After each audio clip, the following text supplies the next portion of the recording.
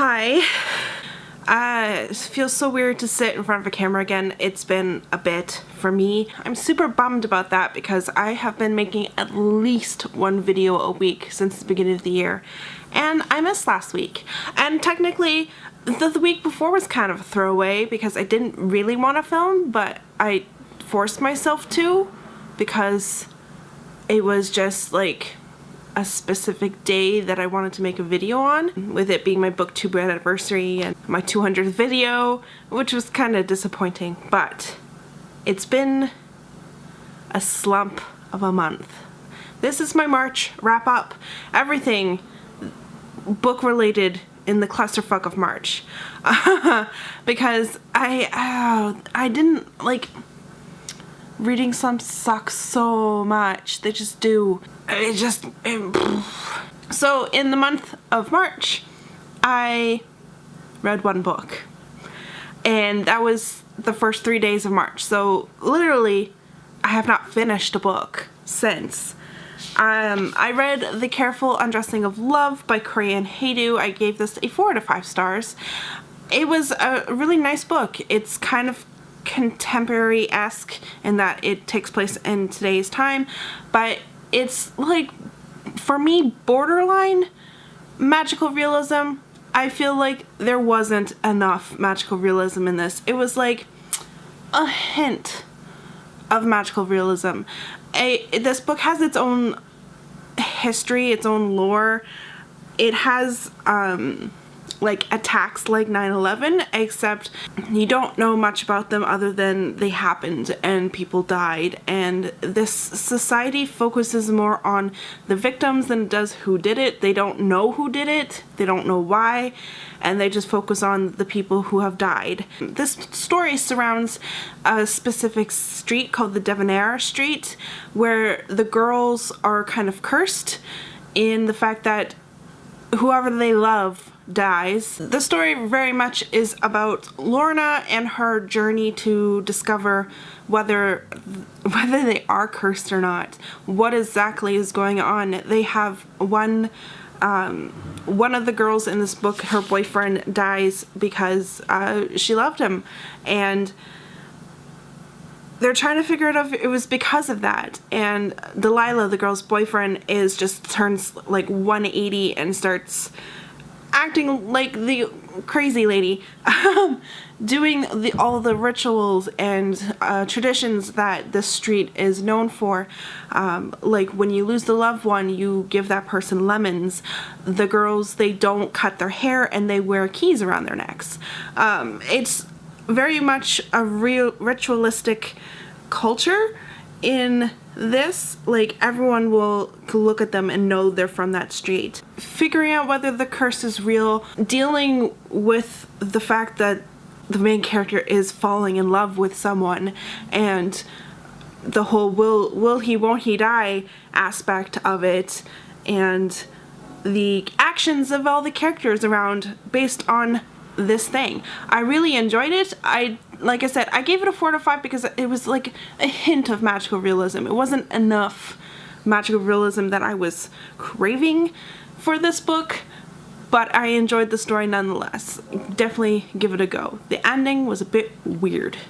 That's another reason why I gave it a 4 out of 5 stars.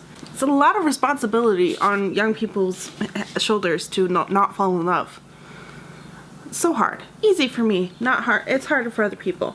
I bought only one book in March because it came in my owl crate. I didn't buy any other books. Go me. And that was Daughter of the Pirate King by Tricia Levenseller. I filmed an unboxing of my owl crate for the month of March and then deleted it because I wasn't very enthusiastic with the whole thing, and yeah. I don't think I'm ever gonna read this book because it sounds a bit too ridiculous for my tastes. Like, the fact that, like, in the setting of pirates and ships, who the hell gives a 16-year-old a ship? I don't care if you're Daughter of the Pirate King. You are a guppy. Just no. And apparently, like, the second mate of like the enemy ship is like a boy as well, and it's just the age factors are just a bit too ridiculous. And there's the whole, I know there's going to be some insta-lovey there, and I'm just like not. I read the synopsis of this and was like, no, I mean, I'm all for pirate stories and all, but you have to do that right. And this just does not appeal to me. So I scrapped that whole video. I have canceled my Owl Crate subscription, not just because of this book, the next month book. The theme, I'm just like not interested at all, but I've deemed it not worth it. The Owl Crate subscription, just the money that I pay for it, what I get for it with it, everything with it is just, in my heart, it's not worth it. And that's fine. Everyone is different. I don't begrudge people their owl crates. It's all up to you. It's just not for me. Okay, this next book, I am halfway in, but I'm thinking of maybe DNFing it because I'm just over it. I started reading Empress of a Thousand Skies by Ruta Oleza. This has a lot of potential. Like, the atmosphere of the story is great. I am enjoying the story of it, but the format of the book is just getting to me a little bit. The chapters are, they switch between views of Rhi and then Ali. Like, we're halfway through this book and those two characters have not met yet. And the synopsis feels like they should have by now. You think that they go through this adventure together, and it is not the case. But also, I feel like the format of the chapters are, main character goes through some motions to do a thing. They also talk to secondary side character about things to learn more things that they're not knowledgeable about, but the secondary character has the knowledge. Action ensues, and they find themselves a little bit over their head and get rescued in a way, escape the scene, do over, rinse, repeat. There were way too many chapters in a row that were like that for me, and like I said, the format is just a bit much. I started getting reading slumpy, and I don't care about this book anymore. I've lost interest, so I might just DNF it and be done with it. And not saying it's a bad story, just it's mostly the format of it. But it has like everything else going for it. It's got nice space opera feel, like it has culture and it has prejudice and it has atmosphere. There's a space map of like where all the planets are, so you can get a feel for it. I don't know, maybe when I'm in the mood to read, I'll just finish it off, see what I think, but for now, I'm just like, blah, blah. Next, I tried picking up Air Awakens by Elise Kova. I am about 30-40% of the way in. I just haven't been reading in a while. This is very much, if you're a fan of Avatar: The Last Airbender, you might like this a bit, because the main character is like the one and only air sorcerer. This is going through the motions of the main character discovering that she's a sorcerer and whether or not she accepts that, and going through the motions of helping the prince who is also a sorcerer kind of deal. I'm enjoying the story. Reading slump brings down my excitement of books a lot, and I hate that. So I've put it down for now. Another book I'm a little over halfway through is Six of Crows by Leigh Bardugo. I've kind of put it down. I've not forced myself to read it anymore. I'm a little halfway through just because of the reading slump, because this happened when I read Shadow and Bone the first time. I was kind of slumping just a little bit, and I know that my enjoyment of the book was not as it should be. So I'm waiting for that magical moment of I want to read all the books. moment comes back so I can finish this book, because I know if I pick it up now and force myself to read it, I'm not going to enjoy it. I am enjoying the book so far. I love how ruthless Kaz Brekker is. He's ruthless. He does mean things. He does borderline evil things, and I love it.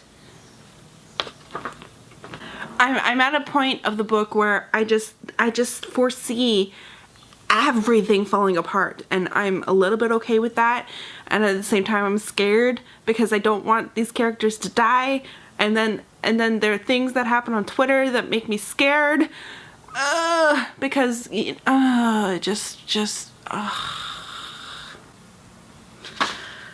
reading slumps, man. They just I have been playing a lot of Mass Effect Andromeda. I have about 51 hours clocked. I'm on the verge of beating the game, but I'm a completionist, so I'm doing all the side quests before I trigger the last thing. It has been a while since I played Mass Effect. I think it's been at least 3-4 years since I played Mass Effect 3. I think it's four-ish years. Yeah. I am gonna do a more in-depth review of the game once I finish the book. The book? Finish the game. I hope you will like something like that. It's not often that I finish a whole game. It's been a while. Usually I play like ongoing games like Sims 4, which is just like the thing that happened. So that has been my month of March. It's already been a week into April. I just, at the beginning of March, I was like 2 books ahead of my schedule, and now I'm like 3-4 books behind. I need to catch up. I need to catch up, but I need to be able to want to read again. Rambling. I'm much ramble. I also recently got a Netflix account, so I've been watching lots of stuff on Netflix, like a rewatch of Buffy the Vampire Slayer. I'm already on season 2. It has been nice to talk to the camera again and to you guys. I am this close away from 600 subscribers, which is awesome, but also not a thing I'm caring about. I am caring about it. It's a thing I care about. I shouldn't care about it, but it's a thing. This has been nice to talk to a camera again, and hopefully this will get everything going again and moving and shaking, and I'm supposed to be doing readathons right now. I totally failed at Ripsat. Totally failed. I'm failing at Unicorn Reads and Tome Topple because I've decided to not read because of the reading slump. Just someone please can you focus on my face? Someone please send help. Send help. Thank you so much for watching whatever this is. Enjoy the birds in the background because my window was open, and I will see you in my next video. Bye.